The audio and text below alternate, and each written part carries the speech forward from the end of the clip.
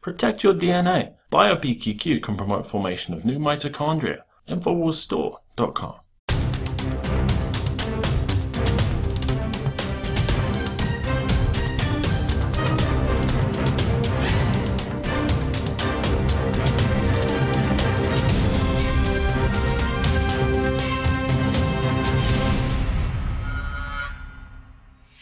Welcome to the Infowars Nightly News. It is Tuesday, December 29th, 2015, and I'm Leanne McAdoo. Here's a look at what's coming up tonight.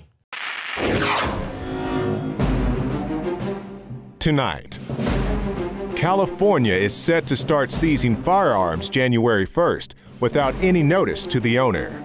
Then, the feds want you to be on high alert this New Year's, even though there is no specific terror threat. After that, how 2015 was a dangerous year for journalists. And after many shady hires, the TSA is increasing screening of its employees. I want you to explain how this iPad left at a TSA screening station ended up in your house. My wife's, I'm so embarrassed. Your wife? My wife said she got the iPad. That's next. They do what they want. They're dirtbag crooks building armies of servile, minimum wage, 80 IQ, low-grade morons who will do whatever they're told. I read the TSA blog where the TSA is in there commenting. Clean, pure drinking water. You can't survive without it. But where do you get it? Alexa Pure Pro is a brand new, groundbreaking, gravity-fed water filtration system that is like no other. The Alexa Pure Pro transforms water from virtually any fresh source into clean, healthy drinking water, pairing the unprecedented superfiltration power of an all-new gravity block core with a hybrid chromatic shell. It removes up to 99.999% of impurities, including bacteria, viruses, fluoride, disinfectants, volatile organic contaminants, and hormones.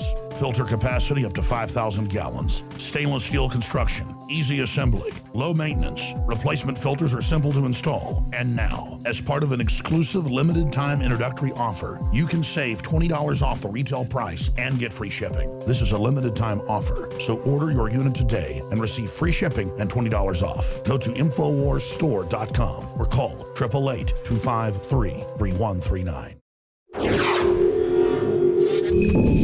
Well, we're in the midst of a never-ending war on terror, and it doesn't seem to matter who's going to be elected in 2016.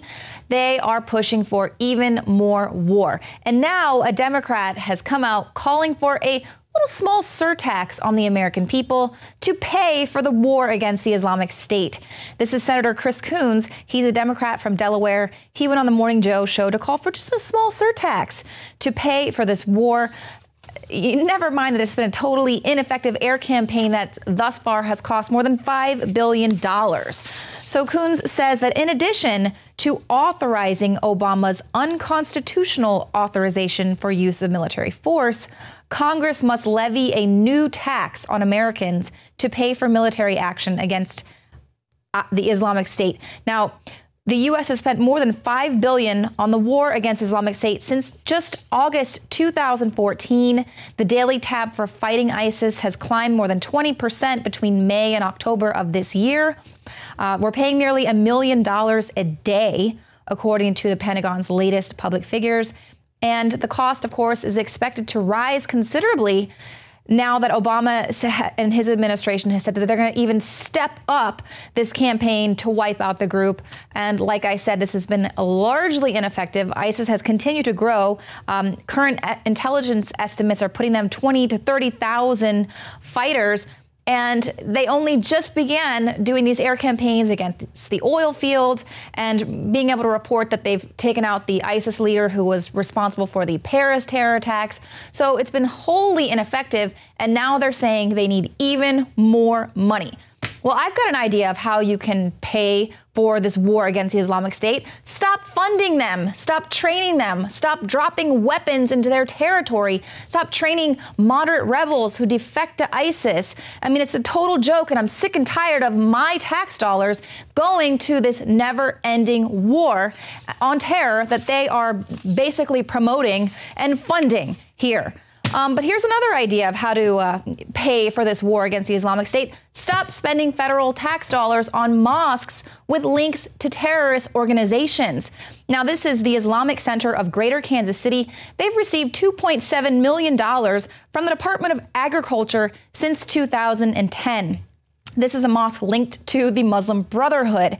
Now, this money largely went to the mosque's Crescent Clinic. It provides services through their WIC program, and their most recent payout was about $300,000 handed out October 1st. Now, property records show that this mosque is owned by the North American Islamic Trust, which acts as a financial holding company for Islamic organizations. It offers Sharia-compliant financial products to Muslim investors. It operates Islamic schools, and it owns more than 300 other mosques throughout the U.S. Now, Joe Biggs is going to be reporting on some other sketchy schools here in the U.S. with links to terrorism that are, of course, being given federal funds coming up later this week. But now here's a report from John Bown breaking down this small surtax to pay for the war on terror.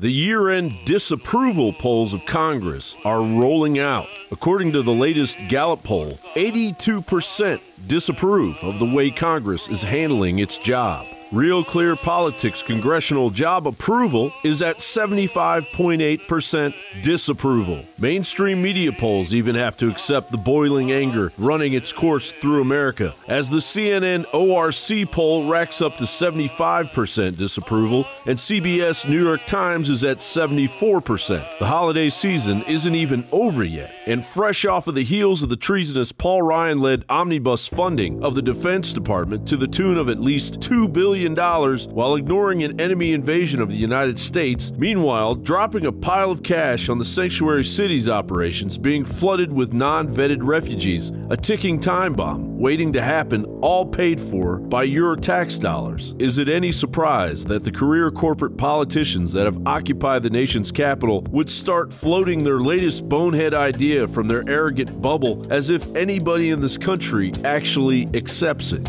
It seems to me that we'll have to borrow additional money from China in order to run this war. So let's have a war tax. Now, more idiotic rhetoric from the left as Democratic Senator Chris Coons, who in addition to authorizing Obama's unconstitutional authorization for use of military force, minus the ground troops, says the Congress from hell should now levy a new tax on Americans to pay for military action against the Islamic State. How are we going to pay for it? All the previous wars, as you referenced, before Iraq and Afghanistan, had a dedicated war surtax. And I think that's one way we could fairly pay for it, with a small surtax that exempted active duty military families and veterans. But there's other ways we could pay for it. We just can't keep going without even discussing it. That's right. The little boys and their brand new shiny toys over at the Pentagon need more of your tax dollars to fund another one of their blatant fake wars with an enemy they created and support. Maybe we should send our war tax dollars to Putin, as he did more damage to ISIS in 3 days than the United States did in 1 year. Vocative reports the daily tab for fighting ISIS had already climbed more than 20% between May 21st and October 15th of this year, from 9.1 million a day to nearly 11 million per day. According to the Pentagon's latest public figures, more than half of these costs came in the form of airstrikes, which the U.S. has employed since August of 2014 to pound Islamic State targets. Munitions, logistics, and operational support accounted for the remaining costs, according to the Pentagon. Despite spending billions, the air campaign has failed to weaken the Islamic State, according to intelligence officials. A defense official told the Associated Press, "We've seen no meaningful degradation in their numbers." He cited intelligence estimates that put the Islamic State's total strength at somewhere between 20,000 and 30,000, virtually the same number as last August, when the airstrikes began. Face it, you sell out ideologue suits bumbling around the district of criminals. The poll numbers and an average of black-budgeted $1.6 trillion in annual never-ending war costs don't lie. The days of wagging the dog for the assumed idiotic taxpayers you've robbed year in, year out is coming to a screeching halt. John Bound for Infowars.com. according to the latest report from Reporters Without Borders, 110 journalists were killed around the world in 2015. But what's surprising about these figures is that this year, the majority were killed in supposedly peaceful countries. And the group lists war-torn Iraq and Syria as the most dangerous places for journalists, followed by France, of course, after 8 journalists were killed there in the jihadi assault against the Charlie Hebdo magazine. And India has been listed as Asia's deadliest country for media personnel. And they say that this high toll is largely attributable to deliberate violence against journalists, and it demonstrates the failure of initiatives to protect media personnel. And they talk about the growing role of non-state groups such as the Islamic State group in perpetrating these atrocities against journalists. And we've reported here on numerous occasions that there is a war against journalists, war against the media here, and also we're witnessing a major war toward the First Amendment, which of course protects journalists. Now, something else that they're reporting, it's not just frontline journalists that are feeling these effects of constantly having to pump out this war propaganda. Reporters are now claiming to have PTSD from watching violent news. And this is according to a new study of media and human rights workers. They uncovered claims of PTSD and vicarious trauma from those who are working with video and audio that shows terrorist beheadings and city shootings. And the biggest impact came from the sound of victims screaming. They note that whether it's a broadcaster, publisher, human rights, or humanitarian professional, symptoms associated with post-traumatic stress disorder previously only observed in professionals deployed in the field are now evident amongst staff working in offices, what they're calling the digital front lines. So seeing some side effects, it's not just you who are being constantly terrorized with all of this never-ending war on terror propaganda. The journalists themselves, who are largely, that's their role they must play, are starting to feel the effects of this constant onslaught. I mean, I know for myself, I have my first silver hairs after working here at Infowars, so it's not an easy job. Now, of course, we are heading into the new year, and so with that, there are not threats, but there is a heightened alert. Belgium arrests 2 people over suspected New Year attack plot. Now, this is the federal prosecutor's office in Brussels. They said that Tuesday, police seized military-style training uniforms, computer hardware, and Islamic State propaganda material in raids around the capital there in Brussels. Investigators said that these were not linked to the wave of deadly attacks in Paris in November, but they do say one of the 2 was arrested on suspicion of planning attacks as well as playing a lead role in the activities of a terrorist group, recruiting for terrorists. The second one faces charges of planning and participating in the activities of a terrorist group. Now, Brussels has raised the terror level for police and soldiers, saying that they could be symbolic targets as well as other landmarks there. Parisians as well are fearing terror attacks for New Year's Eve, and they're planning all of their parties outside of the capital. Caterers say that their orders have fallen drastically. People are reportedly reluctant to organize events that involve a lot of people, and France remains in a state of emergency. The capital, they're on edge. They're getting reports of suspicious packages, an average of 25 times a day. So people are definitely on high alert there. And of course, in New York, where more than 1 million people typically attend the ball drop there for New Year's Eve, they are planning extensive security preparations for the more than hundreds of thousands of people who are going to be ringing in New Year's Eve there in New York. Now, they said that they're going to be a total of about 6,000 officers on hand, but they're also going to be having about 500 plus officers from the new anti-terror force, the Critical Response Command. So these are people who are specifically trained and specialized there in preventing terror. And of course, even here in Austin, there is no credible threat, but the FBI is asking Austin residents to be on high alert. Now, what this is part of a program that they're wanting to get more people to start reporting suspicious behavior that could potentially stop a terror attack or an act of violence before it happens. Now their experts are saying that people are using non-suspicious items like soda can or even children's toys to create explosive devices. Again, there's no credible threat against Austin, but they say they want people to report because there could be a threat that they don't even know about. So we went out to the streets to ask people here in Austin, have they heard of this terror threat? Are they concerned? How do you even spot suspicious activity in a city where everyone's a little bit weird? And, you know, we wanted to find out if this is going to be an effective maneuver or if it's just going to be putting people on heightened alert and suspicious of their neighbors. The FBI issued a heightened terror alert. Actually, it's been downgraded to elevated. And they're wanting people to report suspicious activity. We live in Austin. It's kind of a weird and wonderful place. How do you pinpoint a suspicious person? Just look for them. Do you even know what to look for? Not really. How do you pinpoint a suspicious person? Well, like, they look like terrorists. It's leading to racial profiling. I think so. Racial profiling. Yeah. Like if you see someone with a turban, you know, call 911 basically. I don't know if someone left a, backpack in a, crowded group, or, I don't know, necessarily think you can just racial profile, but Can also be like the white guy walking down the street, it can be anybody, so. So how do you spot suspicious activity in Austin? I don't know, being that you're allowed to openly carry semi-automatic weapons. Does that seem suspicious to you? You're allowed to carry assault rifles, That's pretty suspicious, I think. Do you think that this is going to be helpful and really stop something bad from happening, or make neighbors suspicious of each other? I think make the neighbor suspicious and be too scared about everything. So I don't think it's we need to trust, but I don't know, this time is really it's a good time for bad people do bad things. If it makes you feel any better, when I go to the airport, if I wear my beard, I got pulled into the interrogation room last time. They tested my stuff. And this is when I notice anytime I go to the airport for travel, if I don't have my beard, if I'm clean shaven, it's like 1, 2, 3. But if I have my beard, I look, I guess, kind of Middle Eastern, and then they pull me into the interrogation room.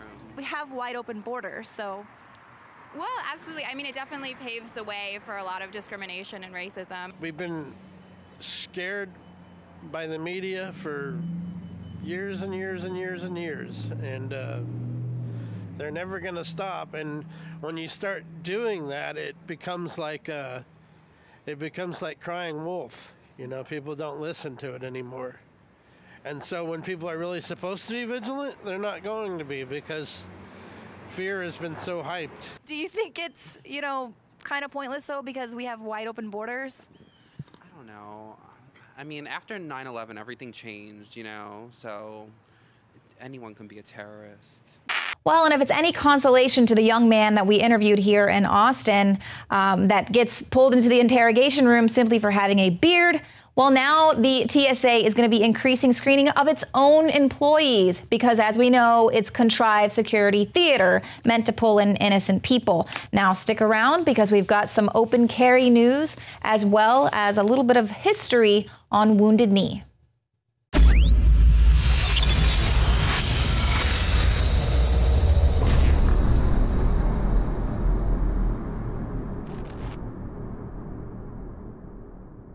Shane Steiner's involvement with InfoWarsLife.com truly happened in an organic way. I went to high school with Shane, his brother, knew his parents well, and he was visiting the office once, hadn't been to the office in years, and said, wow, I notice you're making and selling supplements. Do these really work? Because I've tried a lot of supplements as a workout enthusiast, and I really think most of them are hype. And I said, here, take some home, try it. Well, a few weeks later, he came in blown away and said, I want to buy 3 boxes of this stuff to give my friends and family. It's simply amazing. He said, why does it work so well? And I said, listen, go to InfoWarsLife.com, watch the informational videos with Dr. Group and others. They understand how it all works. I know that it works for me. That's all I understand. The science, the facts, the research, people's testimonials, they're all on InfoWarsLife.com. You can check it out for yourself.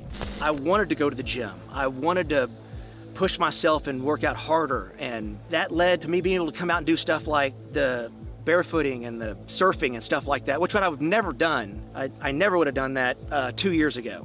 Shane has said over and over again, more than just libido and energy, it made him want to get into the gym more. It made him want to get in better shape. And believe me, the Steiners have amazing genetics.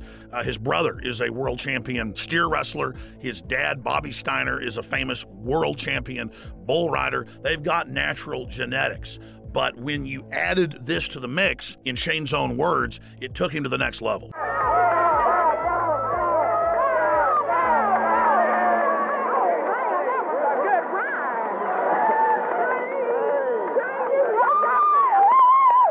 Shane noticed the mental clarity.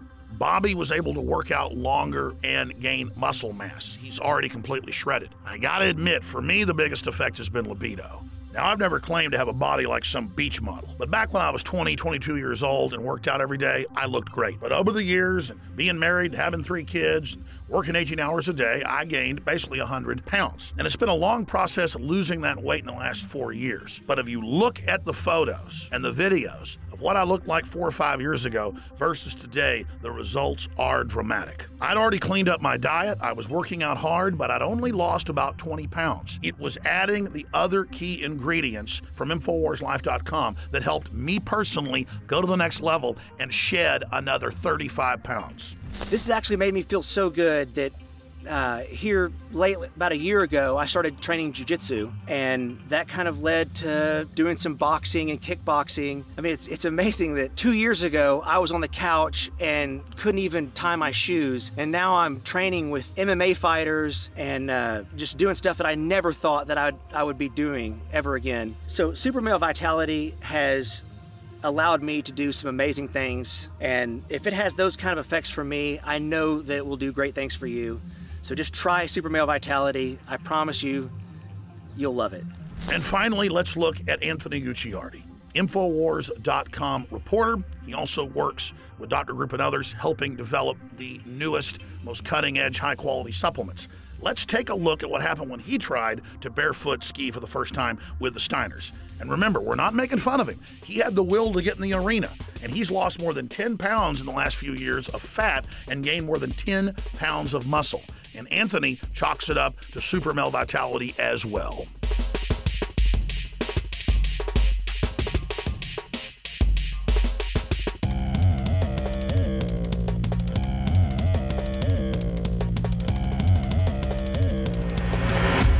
Bottom line, folks, you want to discover the power of Super Male Vitality and Super Female Vitality for yourself by visiting InfoWarsLife.com today or by calling toll-free 888-253-3139. Well, for years, people have joked about forcing politicians to wear logos representing the big corporations who have bought them out. Well, now this could actually be a reality in California if one advocacy group has their way.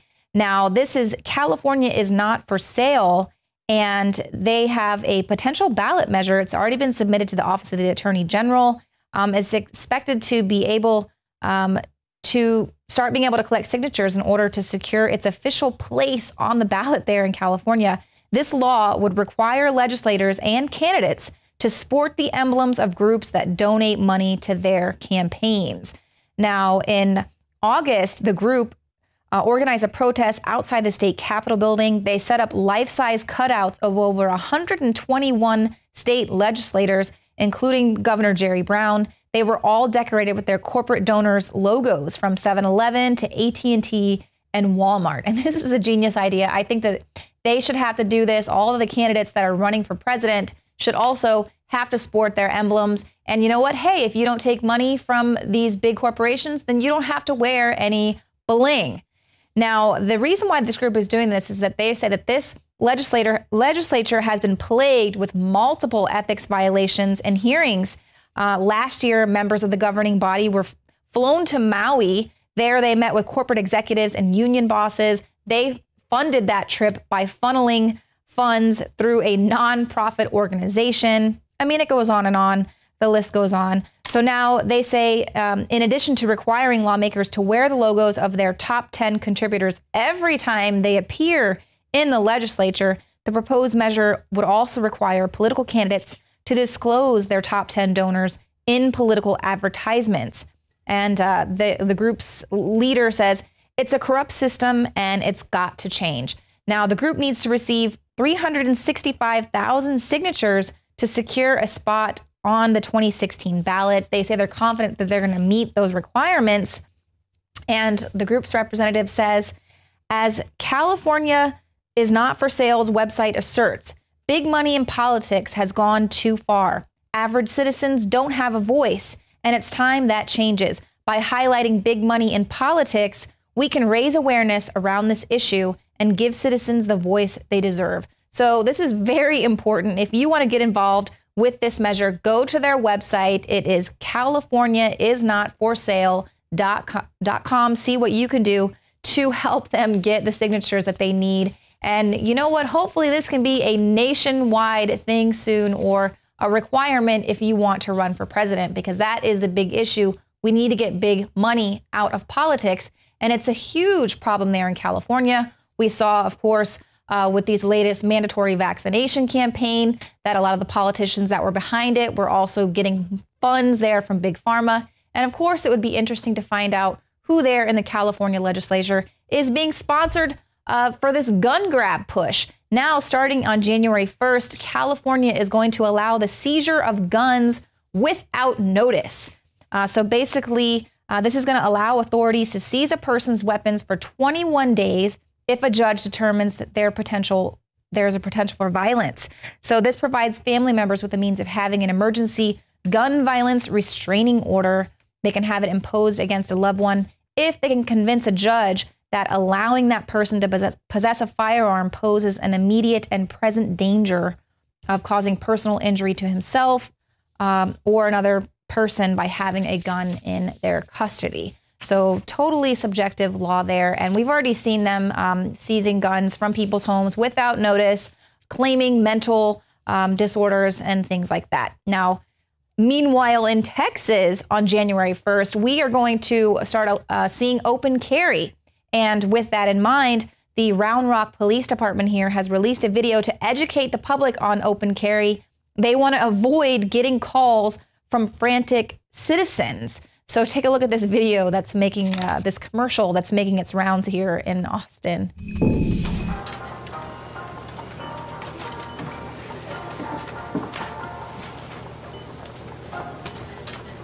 They have a gun.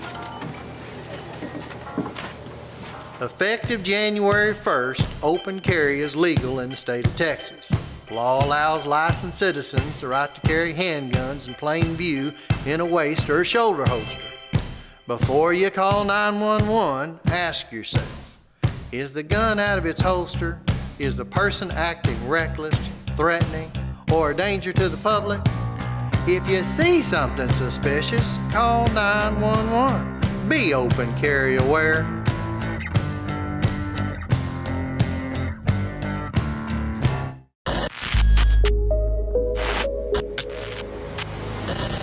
You know, Australia is a good example. Canada is a good example. The UK is a good example. Why? Because each of them had mass killings. Somebody somewhere will comment and say, Obama politicized this issue. Well, this is something we should politicize. I'm not going to carry a gun. I don't want to be involved in a gunfight. If I could have gotten 51 votes in the Senate of the United States for an outright ban, picking up every one of them, Mr. and Mrs. America, turn them all in.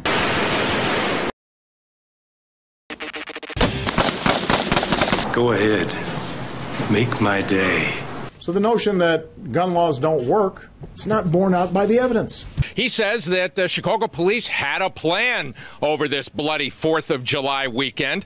Nonetheless, as you indicated, Corey, there was a count of casualties that could have been from Afghanistan or Iraq. We'll make it harder for law-abiding citizens, and criminals will still get their guns. In many cases, the offenders, felons, some out on parole, some out on bond. We have to respect the tradition in this country of people who want to defend themselves and their family from violence. There are people at high levels in this government who have bodyguards 24 hours a day, 7 days a week. The average American does not have that. Mayor Bloomberg, why can you defend yourself but not the majority of Americans. I mean, look at the team of security you got. Every day, every school, at every level. One thing that I think is clear with young people and with adults as well is that we just have to be repetitive about this, and we need to do this every day of the week and just really brainwash people into thinking about guns in a vastly different way. Was this the weapon of choice for a new kind of terrorist? When a 5-year-old girl said she and a classmate should shoot each other with bubbles, the school called it a terrorist threat. AK-47s belong in the hands of soldiers, not in the hands of criminals. You know, the right to bear arms is because that's the last form of defense against tyranny. Lay down your arms, you damn rebels! But we don't need the ability to arm ourselves against the Army or the police. What kind of a situation in the U.S. would you see that happening? I mean, we've got a lot of constitutionalists and a lot of people that stockpile weapons. Discovered the clergy would help the government with potentially their biggest problem, us. To say we're not turning our guns in, and we're not running, and we're not backing down. If you want them, come and take them. Rallying patriots worldwide in defense of human liberty. It's Alex Jones.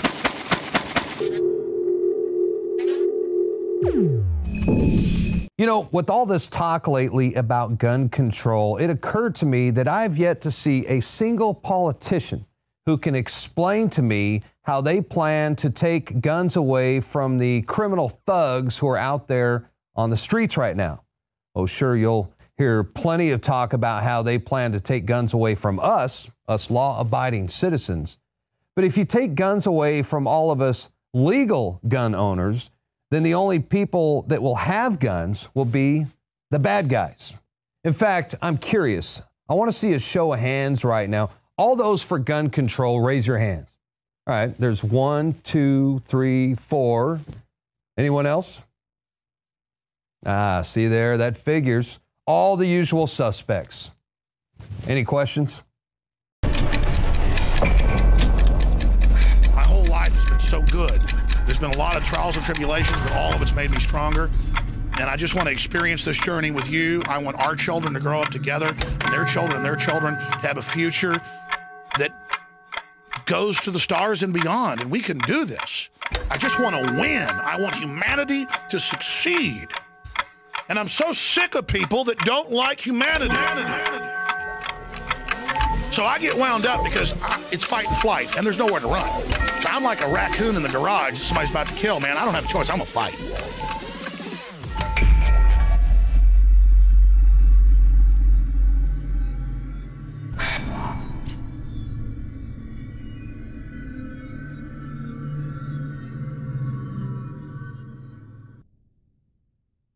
You guys have the exclusive for, which is a product called Deep Cleanse. And why I'm so excited about it is it's a unique formula, almost like the iodine crystals. We have 2 unique products that nobody in the world has. One of the most amazing ingredients in the world, and it's called shilajit, and it's actually known as blood of the mountain or rock sweat because thousands of years ago, as a matter of fact, this ingredient was only given to the elite of the elite. Thousands of years ago up in the Himalayan mountains and in Tibet. And we wanted to put this in stuff for a couple years, but we couldn't get an organic form. Right. I mean, so let's explain. I mean, this stuff's so good, we couldn't put it out for years. Right. So I had to actually, it's kind of like the iodine crystals, finding a source deep in the earth that we could get the cleanest source available.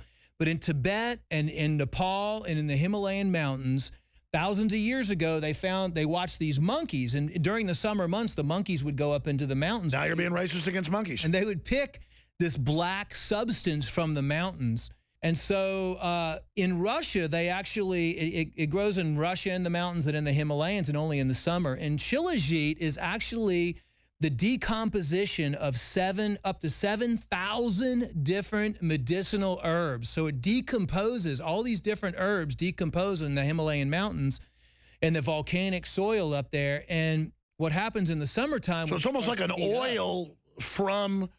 Yes, it's high in fulvic acid, it's high in humic acid. Because they're always claiming oil is really from decomposed animals and plants.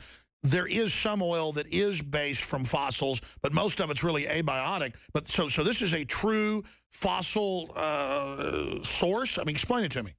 It is, it's really the decomposition, like I said, of over 7,000 different medicinal herbs and plants. And with the rocks and the pressure deep in the mountains, it freezes. And during the summertime and the pressures build it up, it oozes out. It oozes out. So it literally oozes out of the mountain. It's like rock sap.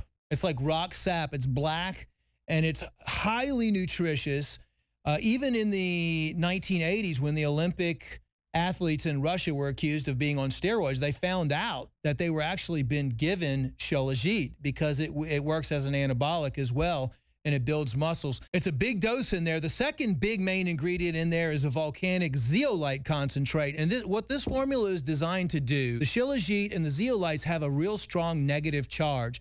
All the metals and chemicals and PCBs and VOCs have positive charges.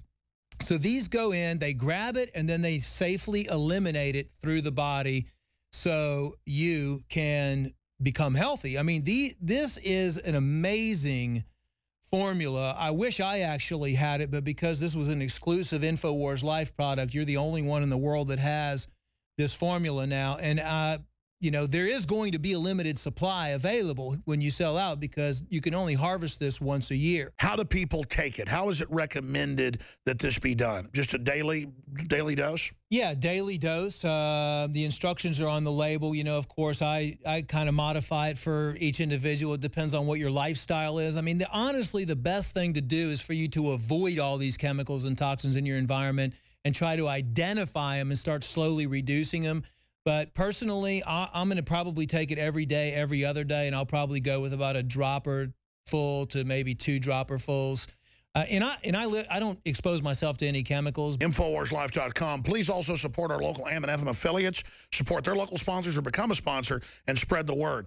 Because these aren't just great products. This is how we fund this independent operation. We're not taxpayer funded like MSNBC or NPR, and neither is your local station. So support them, folks. This is a war.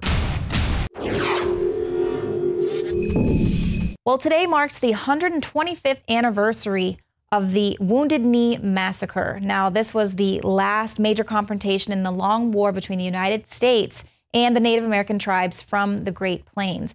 Now, coming up after the break, we're going to be playing an excerpt from our interview with Russell Means, where he remembers the Wounded Knee Massacre, and he also describes the United States, the entirety of the United States, being a present-day reservation. Now, David Knight joins me to break down this. Give us your interpretation of what Russell Means is talking about with the U.S. being a reservation, as well as a little bit of historical background. Thank you, Leanne. Yeah, I couldn't agree with Russell Means more because, yes, America truly is a reservation. He wrote a book called Where White Men Fear to Tread. And in that book, he said, the American government has broken every treaty it's ever made with the Indians. He said, white man, your treaty with the government is your Constitution, your Bill of Rights, and they're destroying that right now. We need to learn some lessons from Wounded Knee. This is not simply a contest between the white man and the red man. No, this tells us something about the very nature of the government we live under today. It hasn't really changed, even though this is 125 years later. So we look at this, Leanne, and many people look at this and say, well, this is a race war against Native Americans. This was revenge of the 7th Cavalry. This was genocide. No, it really was democide, and that's what we really need to understand. Let's get a little bit of history here. Everybody's familiar with General Custer and his last stand, okay, the Battle of Little Bighorn. That had taken place 14 years earlier. It was the 7th Cavalry. That cavalry was the same one that was part of this massacre at Wounded Knee. So they were closer to that massacre at Little Bighorn 14 years away than we are to 9/11. And I found it very interesting that even though that had happened, even though they'd been at war with the Indians, they still had Indians on this reservation that had firearms. And that's one of the key things about this when it broke out. Now, they'd been on the reservation for quite some time, and we'll talk about the parallels between the reservation and our welfare system, just as I mentioned the parallels between the treaties that our government made in the Constitution. We'll also talk about what they did to the Indians in terms of education, how they tried to completely and utterly destroy their culture using an educational establishment. Does that sound familiar? But let's talk about the events itself. what was happening on that day 125 years ago, they were having a ghost dance. It was a ceremony. It was a religious ceremony, kind of a mystic thing that was going on. But also at the same time, the 7th Cavalry came up in a very provocative way, the same way that we see happen often when there are protests, right. Whether it's Ferguson and other places. The police will come or the government will come in a very provocative way to try to provoke an incident. And that's what they did in this particular situation. Said, you're going to have to stop this. You need to disband. We're going to move you off of this reservation and give us your guns. Now, there was one particular individual named Black Coyote. He was a deaf Indian. And he said, I don't want to give you my gun. I paid a lot of money for this gun. There was a struggle that ensued. There was a gunshot that was fired. Not clear who fired the first shot. But after that, it was on. And it was an all-out massacre. They used cannon fire against the Indians that were there. But let me read you some of the eyewitness accounts from an investigation from the Department of the Interior. Actually, it was the Commission of Indian Affairs at the time, 1 year later. And this is what they said. They said, right near the flag of truce, a mother was shot down with her infant. The child, not knowing its mother was dead, was still nursing. An especially sad sight. The women, as they were fleeing with their babies, were killed together, shot right through. Women who were pregnant were also killed. A woman who survived lost her daughter and baby boy. According to her account, one shot passed through the baby's body, hit her elbow, causing him to drop to the ground. She was also hit twice in the back. Now, when I looked at this, what this reminded me of was what happened with the FBI at Ruby Ridge back in the 90s, okay? What did we have there? We had an FBI sniper, Lon Horiuchi, who clearly at point-blank range for a sniper knew that he was shooting straight in the head a mother holding her baby, armed with nothing but a baby. And what happened to Lon Horiuchi? Well, he was given a medal. And we have the people who were involved in this massacre. 300 Indians died that were there. They were later buried in a mass grave. Their bodies were stripped naked and they were thrown into a pit. The same types of democides that we see being done, whether it's by the Turkish government against the Armenians, whether it's by the Nazis against the Jews and other people that they oppressed, or whether it's the American government against its own people. And what they did was they gave out, there were 25 U.S. Army soldiers who were killed. 20 members who survived were given medals of honor by the Army. It's their highest award. Same thing they did with Lon Horiuchi, right? And as a result of this, there have been movements by the Indian people to try to get these medals revoked. 125 years later, the people who got these medals are long gone. But the government will not take those medals away. That is the most amazing thing to me, is that they won't take these medals away. They won't admit that they did anything wrong. Right.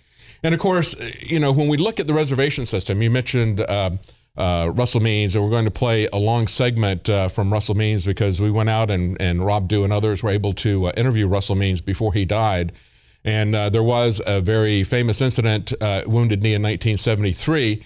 Russell Means and others of the American Indian movement occupied that because it is a very important symbolic incident, both for the American government as well as for the Indians.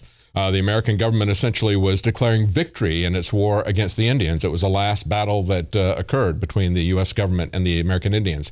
And I think when we look at this, we need to understand that the government wants to continually divide us into white, black, red, so that we fight against each other. But they use the same tactics against all of us. Right. They use the same tactics against all of us, whether we're white or black today, that they were using against the Indians in the 1800s. And when we look at this, it was not only the broken treaties, but it was a reservation system, which closely parallels the welfare plantation that they have created in America today. And that's what they did. They sealed them off. They took away their ability to earn a living. They keep very tight controls on them. There's a great deal of corruption with the Indian Bureau that's been well documented. Of course, there's been a couple of films talking about what happened with the American Indian movement, Leonard Peltier and Russell Means. There was a director, Michael Apted, who did 2 films. One of them was documentary, Incident at Oglala. The other one is a fictional dramatization loosely based on those incidents called Thunderheart, stars Val Kilmer. So there's a parallel in that, but I think the key thing that we need to, in the little bit of time that we've got left, the key thing we need to talk about is, I think, the most important thing, and not only the welfare state and confining people shutting down all avenues that allow them to be human, you know, confining where they can live, confining what they can do, constricting their movement. We're going to see control of transportation. But here's how you really destroy a culture, how you really destroy people. And this is what they did to the Indians. They took away, once they got them confined on the reservations, they took away their children. Right. They shipped them back east to boarding schools to completely put them into annihilate them. Exactly, annihilate their culture and educate them into a different system. And that's why the government wants to run your educational system. And if you don't want that to happen to your people, your family, your culture, your country, get your kids out of the government school. Put them in a private school, homeschool them, do something, but take control of their education. If you don't, they will take them away from you. They will take your country away from you. They will take your liberty away from you. That's the fundamental point. This reservation system, destroying and lying to everyone about this, it's not an issue of white versus red. It's an issue of democide. Absolutely. And we are still seeing that. We're seeing children who are being raised in this socialized school system who are now actively trying to get rid of the First Amendment, the Second Amendment. They have no historical understanding, and it's just like you said, it's cultural annihilation, and people don't get it. They don't understand why America is fundamentally being transformed, and perhaps they don't want to hear it from you, a white man. How dare you? You know, Bill Ayers, it was far more dangerous once he got involved in education than he was when he was bombing buildings with the Weather Underground. Right. Okay, and it's far more dangerous to have a Muslim group come into this country and set up schools that are going to proselytize and kids for Turkey or whatever, okay? It's far more dangerous for them to do that than to strap bombs on their bodies and blow people up at shopping centers. We have to understand where the real danger is coming from, and that's how you destroy a country from within. Every dictator, every would-be dictator understands that. Give me your kids at an early age, and I will change your entire culture. My goodness. Well, this is going to be very important, and I know we'll be speaking about this more, so stick around, because after the break, we're going to be playing our interview with Russell Means and remembering the Wounded Knee Massacre.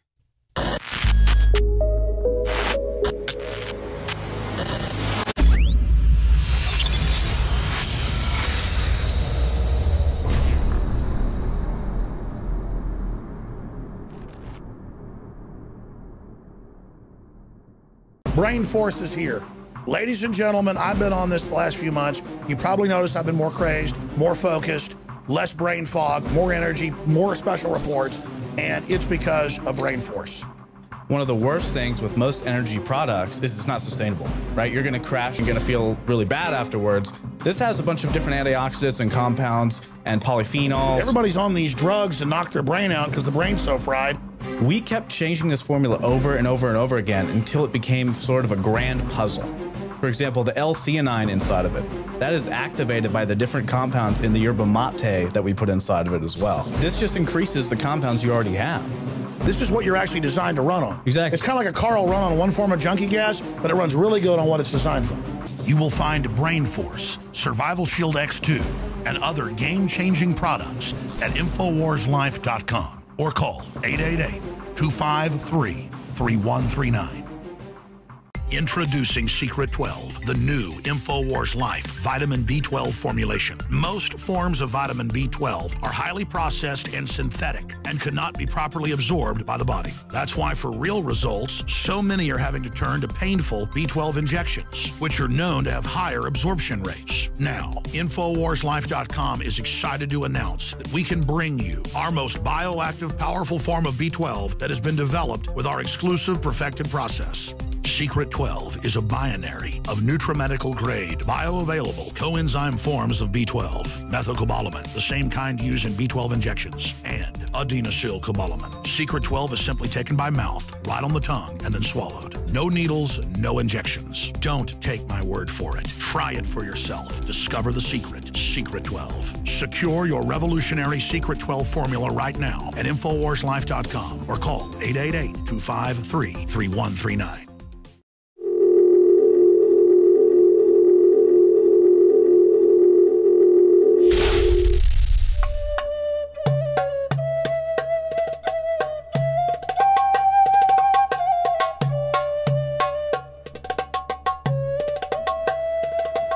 Well, here at Wounded Knee, on the Pine Ridge Sioux Indian Reservation, also known as Prisoner of War Camp 44. And here's the mass grave of the people who were massacred here at Wounded Knee in 1890. The massacre, of course, is well known among all American Indian people, especially of the United States of America, as the signature event of Indian history with the government of the United States. So then we had to come into the reservations. We were starved into it. Literally starved into it. But when we came in with pride and dignity. Even though we had been logistically defeated rather than militarily defeated. We became dependent because our food source was gone on handouts from the federal government, starvation rations. And so they herded us up, and the 7th Cavalry, which had been defeated in 1876, at Custer's sensitivity training session, the United States and its military forces hold immense grudges. You saw what happened at Fallujah. They started assassinating the leadership, first Sitting Bull and Crazy Horse, the last to come in to the reservations and give up their arms. Well, there was a Indian leader who was euphemistically called Bigfoot in English. He had his people. Well, the leaders were being, to his mind, systematically assassinated. He headed south with his band of people to come to Pine Ridge and come under the protection of Red Cloud, another leader. He was stopped. They had no weapons, because on the reservation, they took away your weapons. It's just like going to prison. They take away your weapons. They were stopped right up here on top of the hill from my ranch. And there's a sign up there, on the way to Wounded Knee. The day before Christmas, they were brought down here. They were brought in from over those hills there, and they were camped along. This was a creek then. It's all dried up now, but they put a Hotchkiss gun up there on that hill. You know, the Hotchkiss guns fired rounds about like a .50 caliber. They put them up on the hills over there and up over here. See, then there were no trees, just brush. And they put a Hotchkiss gun right here. And when the order came, they massacred men, women, and children, over 300. Then after they mowed most of them down, then the cavalry rode in with their sabers and their pistols, finished the job of the women and children and old people down in those ravines and down by the creek. And it was indiscriminate. They used sabers on babies and women. They loved to come along and hack. It was pretty gruesome. Their story, and the Army has to claim this, otherwise they're liable. We're the people who defeated militarily the United States of America, who had built up a string of forts through 3 states. And we burnt every one of those. He gave them up because we militarily defeated them. Now we're in this bowl, Wounded Knee Bowl, surrounded by the armed might of the United States of America, and we're going to pull out one gun with our women and children and fire a shot. That's what they claim. And people believe it because we're Indians and we don't have a brain. Unlike Americans who have brains but don't use them. They slaughter us, men, women, and children. And then the blizzard hits, and they bury, after the blizzard goes by, all the bodies are frozen. And that infamous picture of Chief Bigfoot frozen in a horrible way, his body. Then they stack us up. This is before the Nazis and the concentration camps. They stack them up, all our bodies along by this mass grave, and they all take pictures.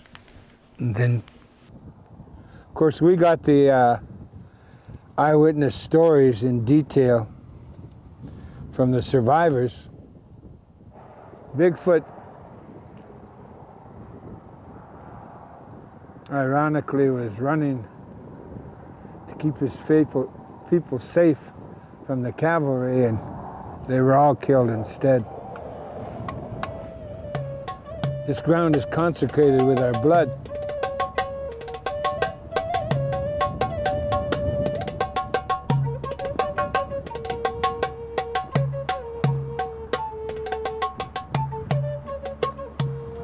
This land now filled with Indians that are absolutely dependent on the government for everything, for everything. At any rate, you depend on the government, and what you'll end up with is poverty and a lot of paper. Because everything you do, the government requires a lot of paper. You have to fill out a lot of forms. Then they have to fill out a lot of forms. And then they go up to the next level of government, they got to fill out a lot of forms. And by the time it gets to where it's supposed to go, nothing happens. We have government health here. Our life expectancy, if you don't count AIDS, is the lowest in the world. Here. We are worse off than people in Haiti. No, you don't want the government taking care of you. I do not speak untruths. It's a never-ending cycle of poverty, dependency on the government. And in order for you to get ahead, you have to be like a congressman. You have to take bribes. You have to steal money. Taxpayers' money. So America is no different than this Indian reservation. You're dependent on the government now, and you're getting what you deserve.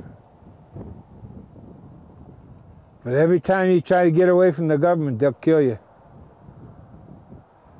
Or put you in prison. Or let you become an American.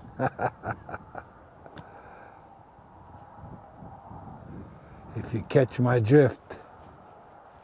Because you're the new Indian. You're the new American Indian. Congratulations. Welcome to the club. But this land is beautiful. It belongs to us. And we should learn to take care of it by fighting for her. She's worth it. And so are we.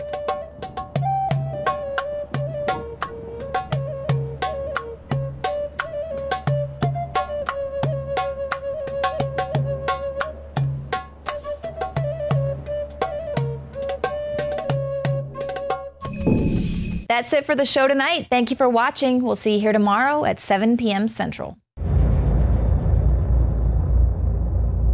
Knockout is back. If you want a product that has 10 known ingredients that naturally get your body to relax, your brain to relax, so you get deep, restful sleep, Knockout's it. Infowarslife.com. L-theanine, hops flower extract, lemon balm extract, valerian root extract, chamomile flower extract, L-tryptophan extract, melatonin, and more. All organic, all the natural sources. It's the same price as leading brands of melatonin that are 3 milligrams a piece. It has 3 milligrams, the standard recommended dose for an adult. It's got the GABA, so it would probably cost $50 to take all this as separate pills. It's $19.95. You take 1 or 2 of these, and it just is really clean, restful sleep is what the reviews are. It's what I've experienced. And it just synergistically puts everything in there. Infowarslife.com. That's Infowarslife.com. Or call 888-253-3139. You are watching the Infowars Nightly News, which airs 7 p.m. Central at Infowarsnews.com. And your support is helping us defend liberty worldwide.